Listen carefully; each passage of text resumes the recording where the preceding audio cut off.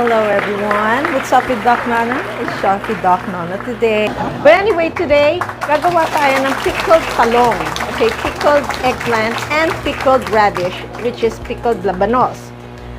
I will show you the ingredients. Okay, this is very good, no? Lalo na sa mga kino-combine natin sa mga prito, fried. Kahit sa scrambled egg, pwede ito. Mga fried na niluluto ninyo. This is very, very good. And it is also very nice, especially it lowers cholesterol. For those who like to eat a lot of meat, yung yun nga, prito. Yung may mga taba-taba, no? Mga baboy, mga ganyan. So, this is good.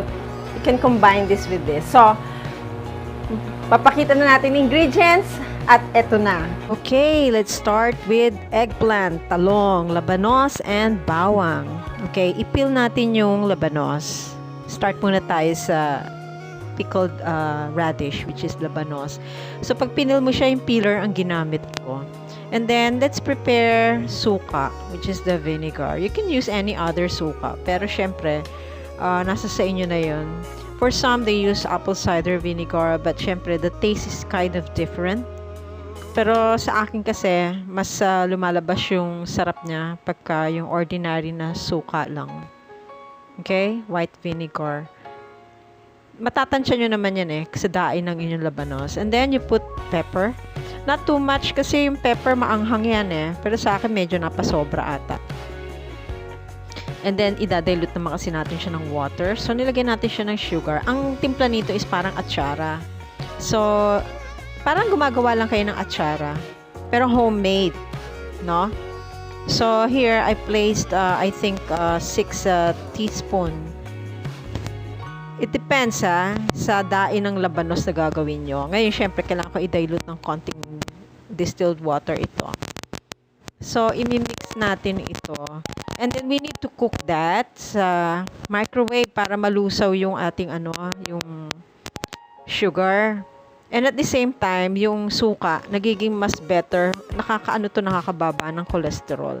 Maganda isama to sa mga pag kumakain kayo ng mga fried, no? Kaya nga, if you notice, if you take up culinary, yung usually makikita nyo yung combination ng lechon, may kasamang atsara, or mga liempo, may kasamang atsara. That's the reason why, no? Yung mga pinritong isda, because of the mantika, may atsara. So, here, mix na natin. Hanggat mainit yung ating vinegar, yung ating sauce, lagay na natin yung labanos. That's it. And then, you put a little rock salt. You can use Himalayan salt. Guys, I don't use iodized salt. Iodized salt kasi, if you take up nutrition, hindi siya nalulusaw sa katawan. Hindi siya nailalabas ng ating katawan. Okay? Naiipon yan sa loob ng body natin. So here, this is an option. I just like to place celery, but you can avoid the celery if you don't like the taste of celery. Okay? So, hinalo natin siya and then let it cool down. Hindi natin pwedeng iprito yung, hindi natin pwedeng i-microwave din yung labanos kasi mawawala yung crunchiness niya. So, kailangan malutong siya pag naging pickled na siya. And then here, binabalatan ko ngayon yung talong. Bakit ko siya binabalatan? Kasi mahirap siyang balatan pag malambot na. Kasi yung iba ang style, iniihaw siya. Pwede nyo siyang ihawin diretso sa kalan. Or pwede nyo siyang ilagay sa griller, which is yung gagawin ko. Yung smokeless griller na fat-free. Ngayon, yung iba, I don't know how you're gonna do it. Iba direkta sa Teflon. Ngayon ito, nilalagyan ko siya ng canola oil. Pinahiran ko siya ng oil para hindi siya magiging sticky doon sa ating griller. Ito yung aking fat-free, oil-free, supposedly, na griller. But I don't want to destroy my griller. I need to put some oil. That's canola oil. I don't use vegetable oil. I just like using olive oil or canola oil. So, yan, aayusin na natin. Ito naman gagawin natin, guys. Ito yung yung pickled talong natin. English pickled eggplant. Or, in other words, atsara. Lahat ito atsara. Okay? Na homemade. Malinis. Maayos. Natatansyan nyo pati yung tamis. Alat. Okay? Yan.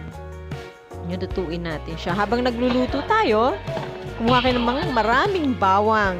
Balatan nyo, dikdikin nyo, durugin ninyo. Bahala kayo kung gaano kadami ang bawang na gusto ninyo.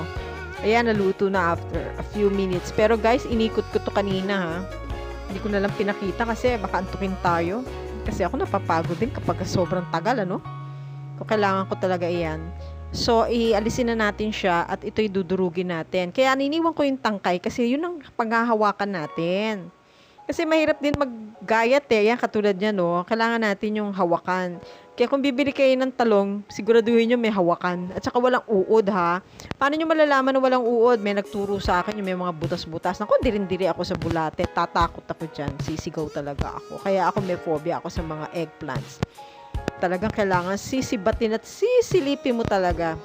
Takot na takot ako sa eggplant dahil yan ay binabahayan ng mga worms.